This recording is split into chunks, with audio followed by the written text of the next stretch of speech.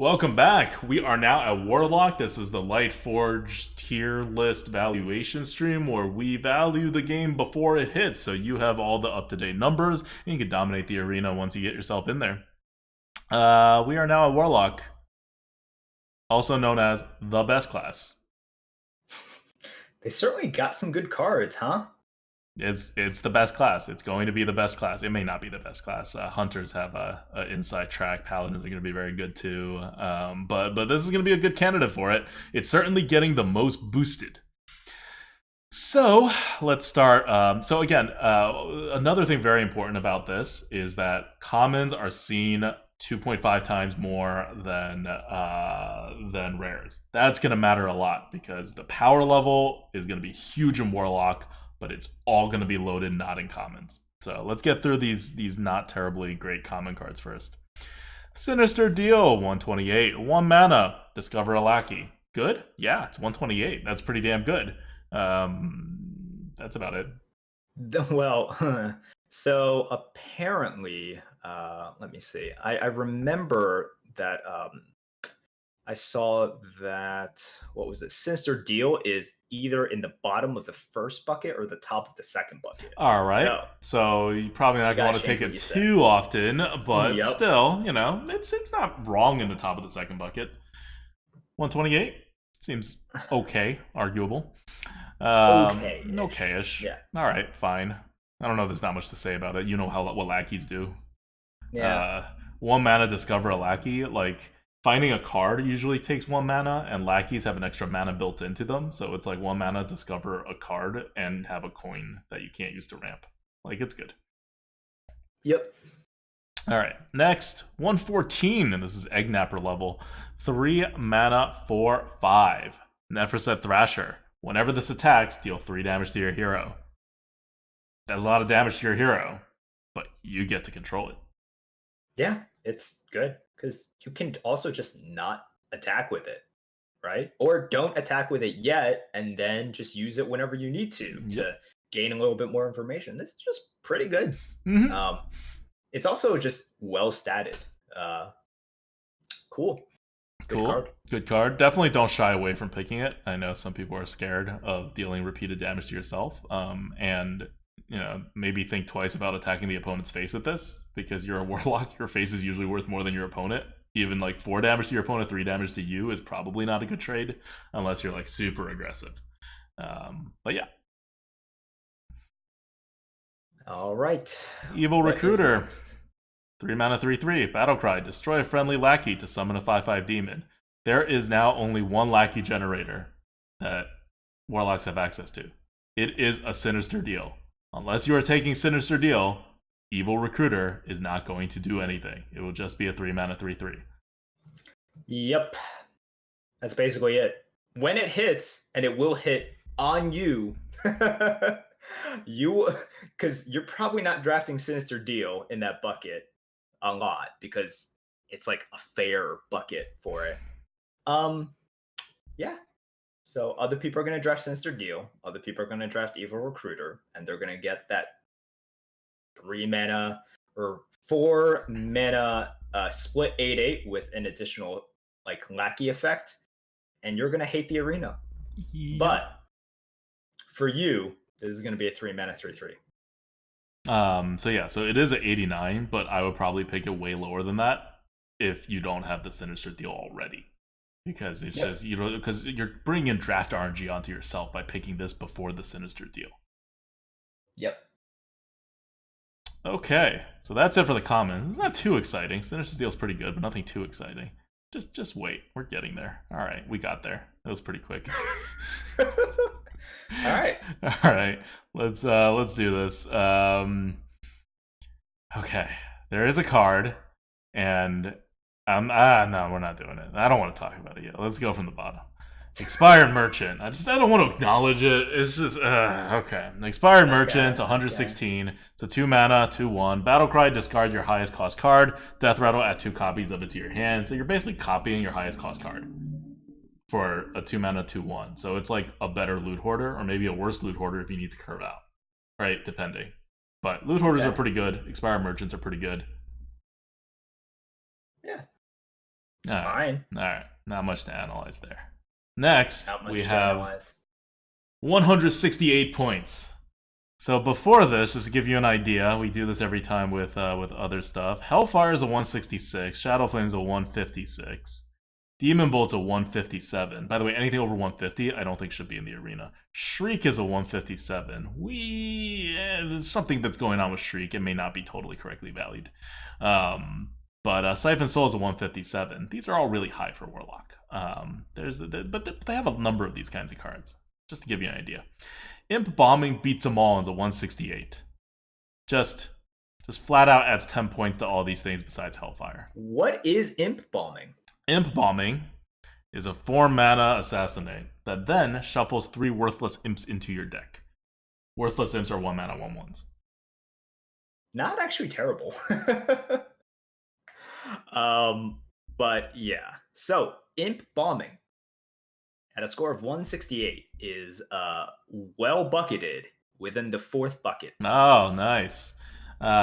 It is also, I think, just because the word worthless is in this card, it makes people sad that they're making their deck more worthless and they don't like picking it.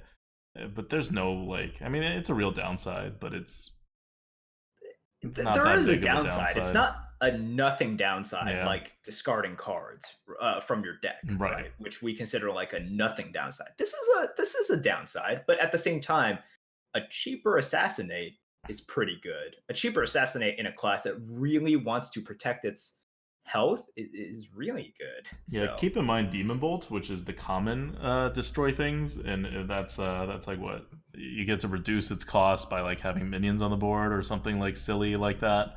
And it's bucketed in the 5th bucket as well, or something. What is it bucketed? It's 8 mana, destroy a minion, costs 1 less for each minion you control. So it's usually coming out at like 3 mana or something like silly because you could play minions on the same turn before you use the Demon Bolt. That's also super underbucketed, I remember. So Imp Bombing will be another super underbucketed hard removal. yeah. Cool. Yeah. Wow. Nothing can possibly be higher than Imp Bombing, right? No, nothing.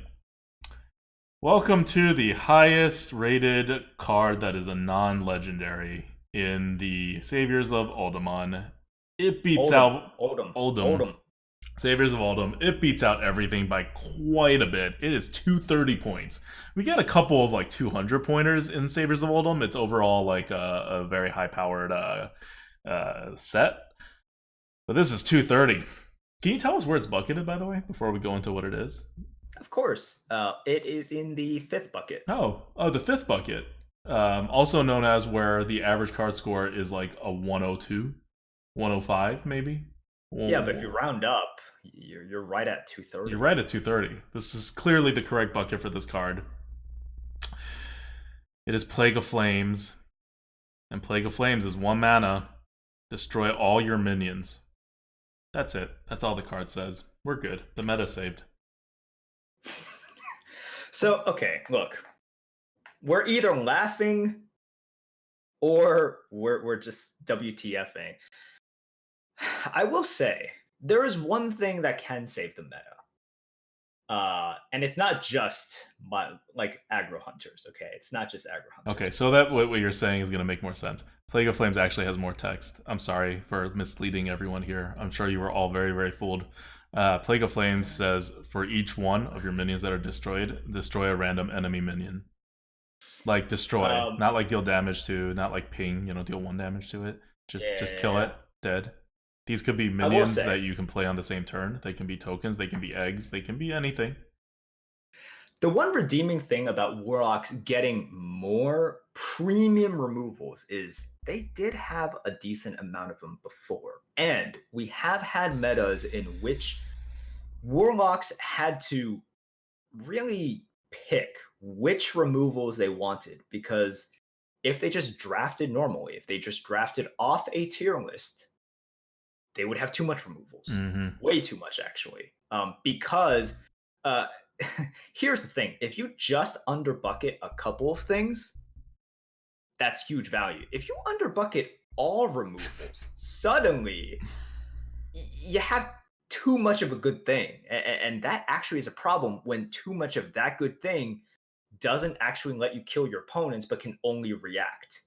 So that is my hope that Warlocks come into this issue once again and are forced to sort of pick between all these premium removals. That is sort of the only thing that can possibly save us. So if you underbucket all these cards, then they all fight against each other, and then the pick rates are all going to look in Blizzard's range. Like, this is just like a systemic bucketing issue that Blizzard has that they don't address. I don't know, but they're probably just not paying enough attention to it and don't care enough. But it's going to keep popping up, and League of Flames is going to be the most extreme example of that. Also, the average player is not going to draft this. Yeah, it says destroy all your minions. Like, people who don't know what to do with it or how good it is, they're not going to touch this. Yeah. No. They're going to, they won't look at the fact that it's 1 mana and also a board clear. They'll see destroy all your minions and they'll be like, wow, this is a shit card. Yeah, they'll be like, nope, I'm out. Nope. They may not even say it's a shit card. They may be like, this could be a good card, but I'm not picking it. Right? Like, it just doesn't feel good, yeah, right? Like, and I'll mess it up, which they might. Like, they may be totally rational about it. I played Fred on turn 2. Fred killed something for me. When I click on Fred, he acknowledges my presence. Fred went face for 6 damage. I can't kill Fred. Yeah, right? I don't know why you're playing Warlock if you're not going to kill Fred. Like, I can't kill Fred. Fred was there on turn 2. He was there on turn 3. When the bomber came out on turn 4, was Fred scared? Hell yeah, he was scared, but he survived, all right? And then Fred went face again. And now you're telling me Fred has to die so that this 7/7 can also die? No, Fred. I'm sticking with you. This 7/7's in our way, but I'm with you until I'm dead. That is how the average player is going to think. And they're going to play, okay? Because of their love for Fred, because of that special connection. That 7/7 on their opponent's side is going to connect to their face and they're going to die, okay? Because they didn't sacrifice Fred like the cold, efficient, heartless Adulta would have, and therefore they don't win the game. Yeah, okay. Siphon Soul's bottom of the first bucket. So regular players understand how good hard removals are. That's a thing. I'm not making that up. But somehow when Imp Bombing is in play, or Demon Bolt, which are just both hard removals, they don't even do anything special about how fancy they get hard removing. They just have a twist on their casting condition. And that's just too much for people to handle. If this is not healing me, which is a good thing, this is not a card we're gonna pick.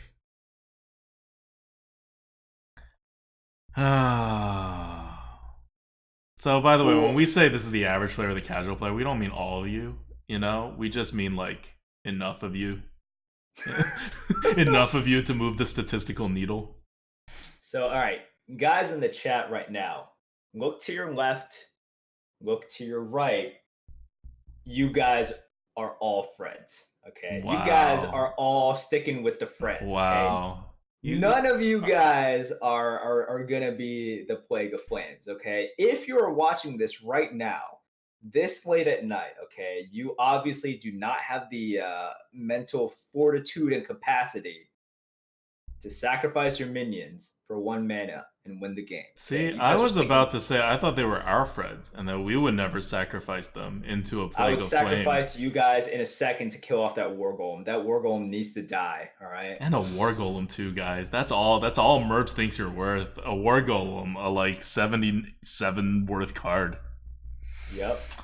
All right, let's move on from Plague of Flames. If you're wondering why it's good, here's how the math works out. You're hard removing that normally costs 5 mana. You're hard removing pretty much everything because you could just drop minions on the board. That would, if there was a card that's like destroy your opponent's board, it would cost more than 10 mana. If it's single-sided. So what are you sacrificing to get there, right? You're sacrificing anything that you're doing. So let's say they have like 3 things that are pretty good size and you want to kill them. You would sacrifice everything you could play. So it's like a 2-drop, a 3-drop. Maybe something that like puts out a token. Maybe something that's already injured on the board, right? And so compared to what they are able to do, they now all have initiative, and then their damage all get tripled for 1 mana and your Plague of Flames card. And it's flexible enough to work in every single possible situation. Like, no matter what your opponent does, you could just put some minions out there, some tokens out there, and then they're all dead. If you're on the board, you don't have to be off the board. If you're on the board and they play stuff, you can just like go face, use this card, and then it's only 1 mana, so you can just refill your board. It is all purpose, every archetype, amazing, amazing card. Yep.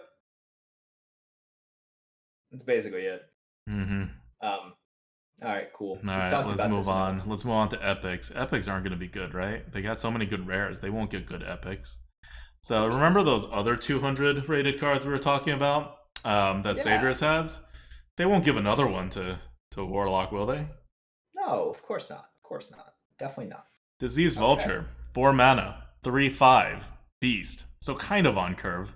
After your hero takes damage on your turn, summon a random 3-cost minion. Okay, let's break it down. 1, kind of on curve on 4, still on curve on 6, while drawing a card. Let that sink in for a second. Still on curve on 6, while drawing a card. So 4 is not even like necessarily a great time to play it. Now, every turn afterwards, when this 5 health minion is not removed, your hero power just like automatically generates another 3-cost minion. 3-cost minions are not bad. They're like, what, 3/3s on average? It's like a 2.5 and like 2.5 and 3. Okay, 2.5, 3 on average. Whatever, right? You're just getting a free, like, better than a croc on the board every turn. Yeah, it's just a better Murloc Knight. A much better Murloc Knight. It's a much better Murloc Knight, which is pretty dumb. It's pretty dumb. And also, it's a Murloc Knight that is better if you're talking about the hero power and everything. It's better the initial body. And it's also better because you can activate it without having to use your hero power in a lot of instances. Yep. So, oh yeah, we didn't even get into like the free triggers whenever you play anything that damages yourself, like Dread Inferno, you know. Yeah. For example, you drop the 3-drop, you know, that damages whenever you attack, and then on 4 you drop this. Fun. Kind of win. You just kind of win. There's too many cards in this set in which I'm just like, yeah, so there's no way to play around it, and you just kind of win. And by you, I mean your opponent is going to do it a lot, so you're going to get frustrated. But yeah, they're going to play that 3 mana 4/5, and then you can't remove it because it's a 3 mana 4/5. And then turn 4, they play the Vulture, and well, that was a great game. So this is what's known as a very, very tightly designed set, which means deck builders have no freedom. Blizzard knows exactly what's going to go on, and then, I don't know, some people find that interesting and constructed. But whenever a very tight set comes out, Arena always suffers because things just don't make sense without their context. And you can't put their context together because you don't get to build the deck how you want. So, a actual well-designed, like a tightly designed set in Hearthstone, like in MTG, they have tightly designed sets too. Like they know what good decks are going to be. But they also release a crap ton of cards so that in Limited, it's not affected by these like ridiculous like mythics and like whatever else that they're making the constructed players pay for. Hearthstone doesn't have that. It's just a small card pool. So the Limited experience suffers greatly whenever Blizzard chooses to do something this far out in the like thumb on the scale things.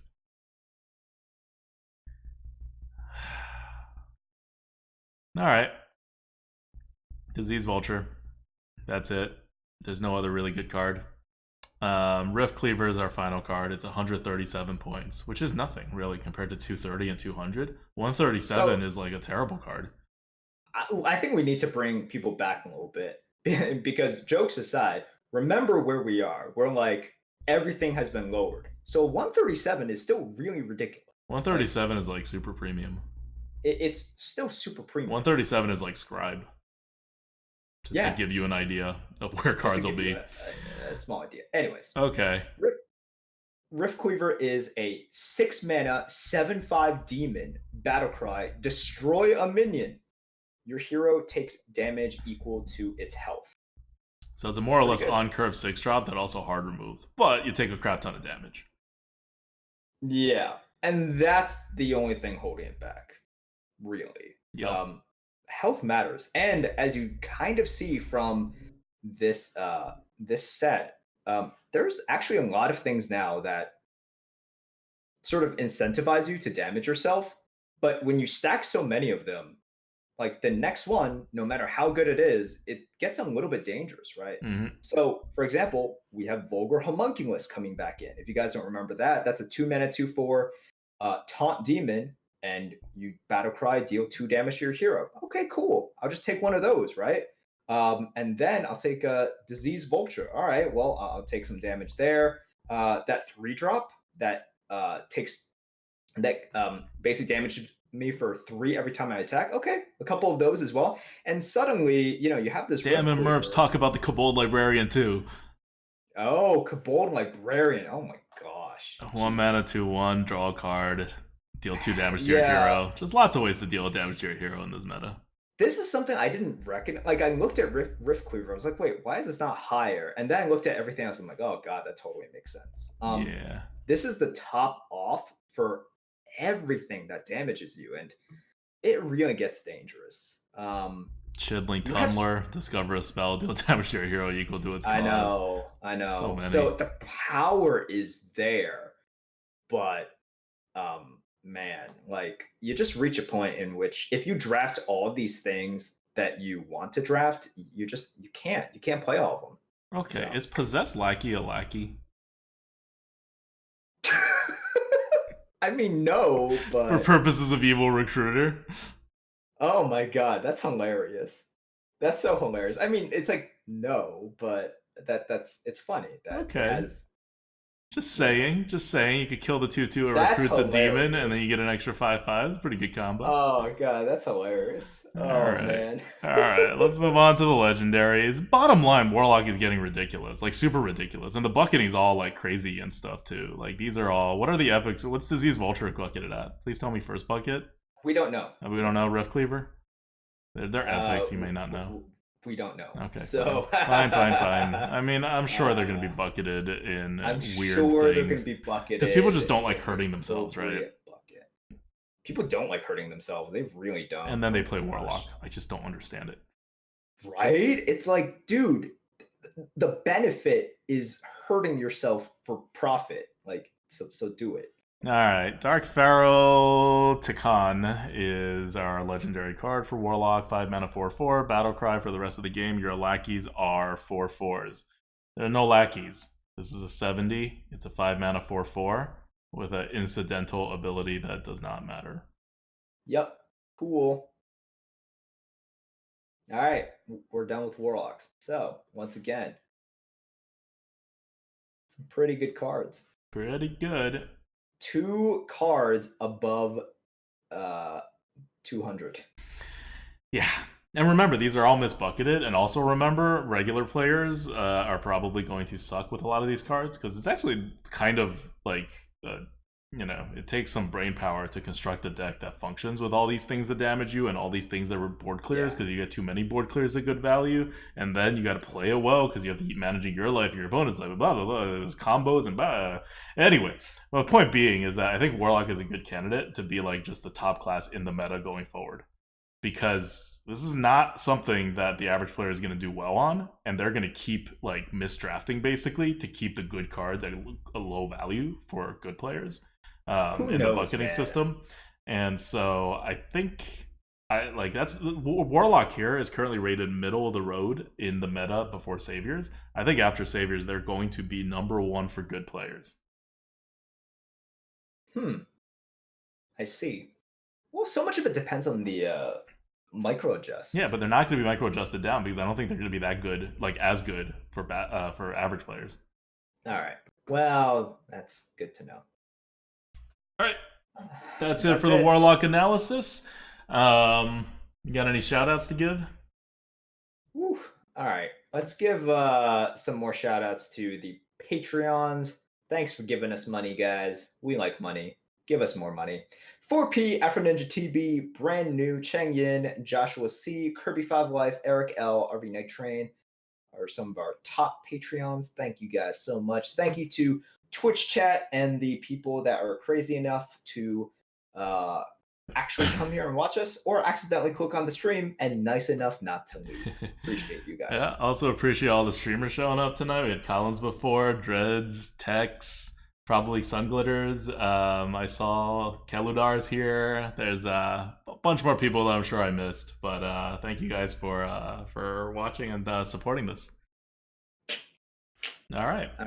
Moving on. Next, we have Priest, which I have recently found out is actually my best class. What do you think about that, Merps? You're getting better at lying, I'll tell you that. We'll talk about it more in the next video. Until then, this is Oddwicked Up.